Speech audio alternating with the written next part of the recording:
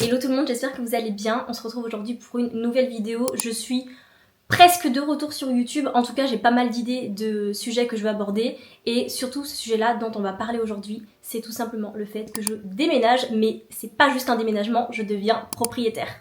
Et c'était sur mon vision board de l'année 2025. Je pensais pas du tout que ça allait se réaliser cette année.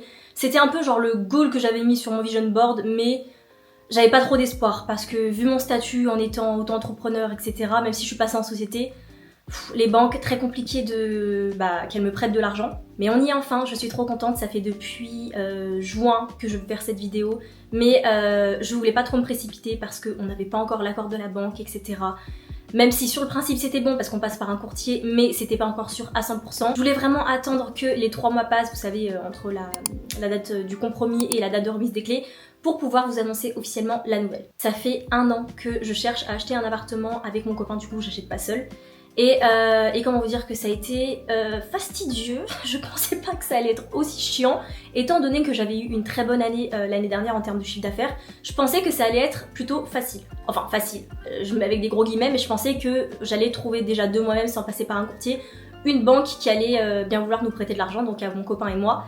Pas du tout, pas du tout. On s'est pris plein de portes, même de nos propres banques, même en ayant beaucoup d'argent de côté, parce que du coup j'avais beaucoup économisé l'année dernière pour pouvoir anticiper ce projet et avoir de quoi prouver que j'étais sérieuse, que voilà, j'avais conscience de l'importance de ce projet et que j'étais pas un bébé, j'étais pas débutante, même si je sais que je suis jeune, que voilà, mon métier il est pas connu. Voilà, je voulais être crédible. Donc en gros, en septembre 2024, on avait trouvé un bien avec mon copain, mais impossible de trouver une banque qui veuille bien nous prêter l'argent. Donc au bout d'un moment, forcément le bien nous est passé sous le nez, on a continué nos recherches au niveau des banques, on a contacté des courtiers. J'étais très étonnée de voir à quel point les gens n'ont pas envie de bosser, ça c'était une dinguerie, mais bon, ça c'est dans tous les services, j'ai l'impression, c'est insupportable.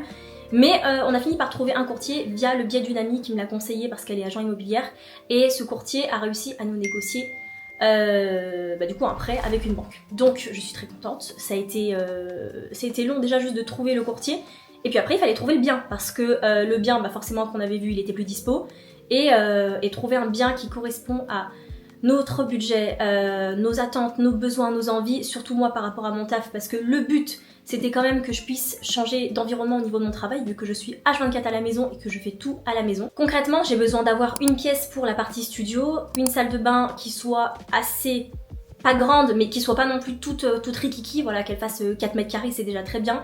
Plus, c'est encore mieux, mais bon, je crois qu'on est à 4 du coup, donc voilà. Mais c'est déjà bien, et qu'elle soit assez moderne, qu'elle soit jolie. J'ai besoin de... Bon, c'est ça globalement. Mais du coup, c'est déjà 2 critères qui sont assez gros, parce que du coup, il faut une chambre pour dormir, une pièce pour que je puisse travailler, et potentiellement un dressing, ou alors une chambre avec des grands placards, ce qui est très rare, et souvent c'est pas suffisant. Donc les recherches étaient longues, soit les charges de copro étaient très très élevées, mais des sommes astronomiques, enfin c'est pas possible de mettre autant dans des charges de GoPro. Alors oui, t'as un ascenseur, oui, t'as des espaces verts, t'as une place de parking, mais au bout d'un moment, moi ça me tue de devoir mettre autant dans des charges de copro. Donc il y avait ça qui nous freinait, il y avait des fois la localisation. De base on cherchait autour de Lyon, alors je déménage pas à Paris parce que je pense que je vais avoir la question parce que ma copine Jody déménage à Paris, moi je reste à Lyon. Je suis triste d'ailleurs parce que je peux beaucoup moins la voir, mais bon, c'est la vie, elle sera bien là-bas. Mais du coup voilà, nos recherches elles étaient autour de Lyon, donc pas Lyon même parce que ça coûte une blinde, c'est pas que je veux pas, mais ça coûte beaucoup trop cher, et par rapport à la superficie qu'on avait besoin, c'était trop cher dans tous les cas. On avait trouvé un appartement aux alentours de Lyon, parce que je vais pas vous dire exactement où est-ce que je vais habiter, aux alentours de Lyon, un quartier qui convenait bien. Il était dans nos tarifs, il était joli, enfin il était tout refait à neuf, donc en fait il était vraiment clean, propre, etc., fonctionnel, des pièces carrées, voilà, tout était bien. Seul bémol, il était au rez-de-chaussée. Bon, après, il n'y avait pas de vis-à-vis et tout, donc c'était pas trop dérangeant. C'était une grande résidence, l'immeuble était au fond de la résidence, donc pas trop de risque de cambriolage, etc. Mais il était beau. C'était pas un coup de cœur énorme. De toute façon, c'est très compliqué, je trouve, d'avoir un coup de cœur en immobilier quand c'est un premier achat, quand t'as pas un budget énorme. Pour avoir un coup de cœur, faut vraiment y aller. Mais vous allez voir après. Du coup, cet appartement, on allait pour l'acheter.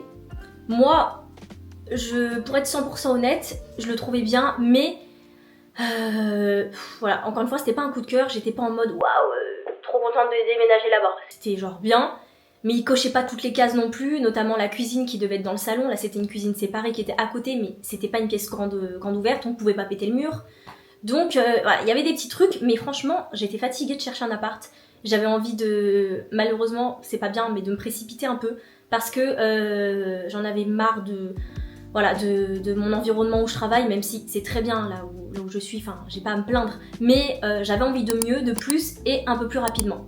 Et du coup cet appart on allait l'acheter parce que voilà, le contexte faisait qu'on s'était mis d'accord.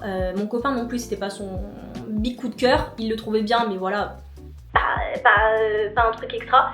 Et finalement quand on a dû signer le compromis, on a su que les propriétaires devaient trouver eux un logement de leur côté, et tellement que la vente a été vite, ils n'avaient pas anticipé en fait que ça aille aussi vite, et ils n'avaient pas de bien où aller quand leur appartement allait se vendre.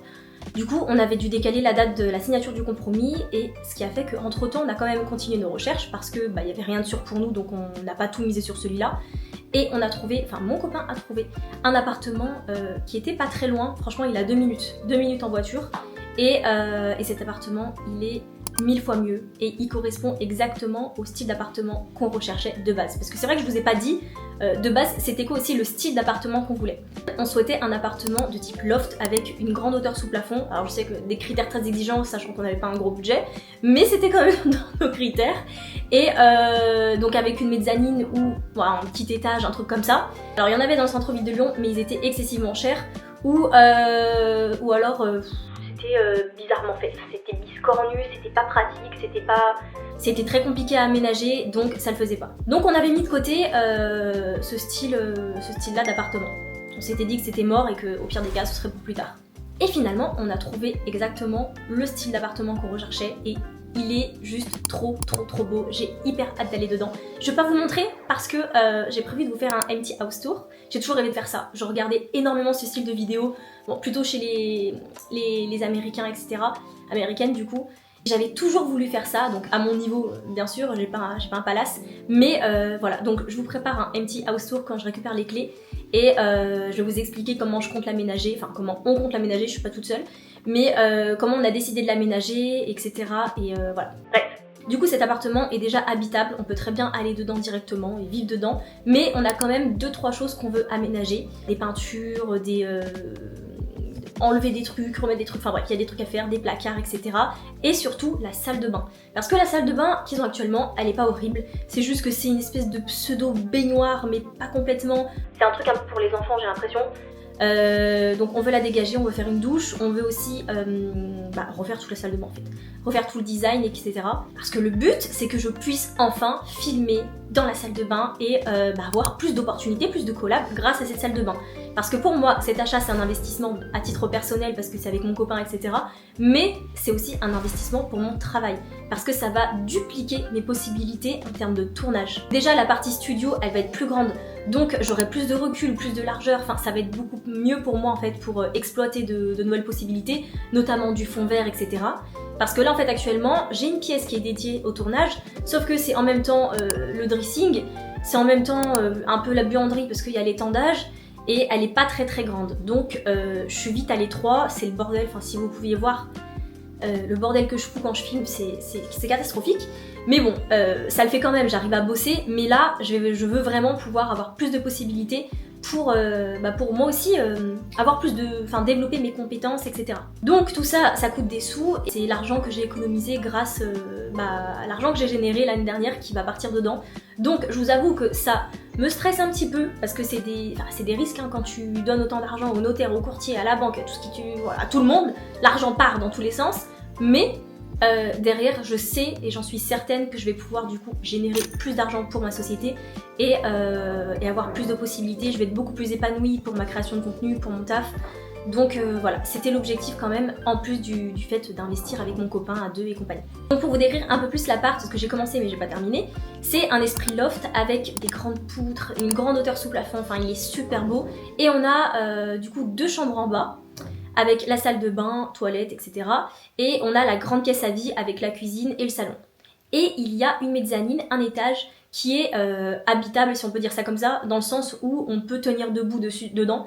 Par rapport aux autres lofts qu'on avait visités, où les mezzanines, il fallait faire 1m12 pour pouvoir tenir, c'était ridicule. Là, c'est une vraie mezzanine qu'on peut exploiter, elle fait 30 mètres carrés, et ça va être la partie dressing et mon bureau.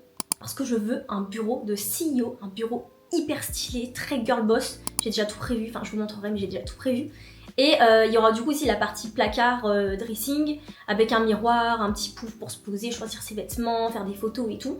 C'est la partie en haut mezzanine. En termes de superficie, si on prend que le bas, on est à 85 mètres carrés, je crois, 83.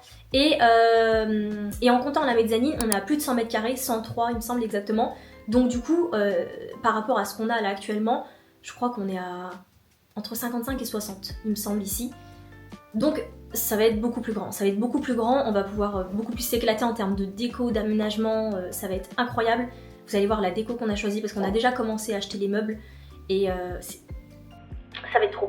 Je suis hyper contente parce que là ça va vraiment être un appartement d'adulte avec une vraie déco d'adulte, enfin je sais pas comment le dire, mais ça va vraiment être à notre goût, on va pouvoir se l'approprier.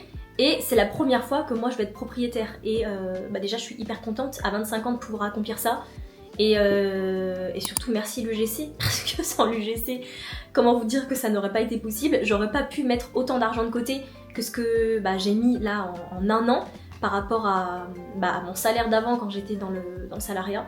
Ça aurait pris 4-5 ans pour mettre cette somme là de côté, donc voilà, je suis hyper contente, j'ai trop hâte. Là je tourne cette vidéo, on est le 26 août, sachant que j'attends encore un document là du notaire, donc je vais encore attendre vraiment que ce soit sûr à 1000% avant de dire que je déménage et que tout ça se fait, mais voilà, normalement c'est bon, il n'y a pas de raison.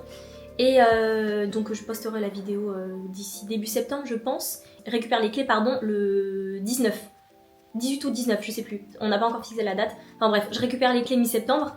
Après on va passer sur la partie travaux, aménagement etc, déménagement de nos affaires pendant les 2 dernières semaines de septembre. Et ça va continuer un peu sur octobre parce qu'en octobre il y a le gars qui vient nous faire les placards, le menuisier. Et puis voilà, je vais vous en dire un peu plus sur la déco parce que c'est ma partie préférée et j'ai trop hâte que ça prenne forme. Du coup sur le style, on va être sur du mid-century moderne. Alors, je fais la meuf, mais je connaissais pas ce terme. Hein. J'ai découvert le terme de la déco que j'aimais il y a pas longtemps. Donc maintenant, je peux lui donner un nom, donc je lui donne un nom. Mais je vous mets des images pour que vous voyez à quoi ça va ressembler. Enfin, l'ambiance générale. Je peux déjà vous dire qu'on aura un canapé kaki. J'adore les canapés kaki. Je trouve ça hyper beau. Alors, blanc, j'adore. Trop salissant. Franchement, on en a fait l'expérience. Enfin, là, je suis dessus. Je sais pas si ça se voit, mais c'est tellement salissant. Même sans gosses, sans animaux, sans rien.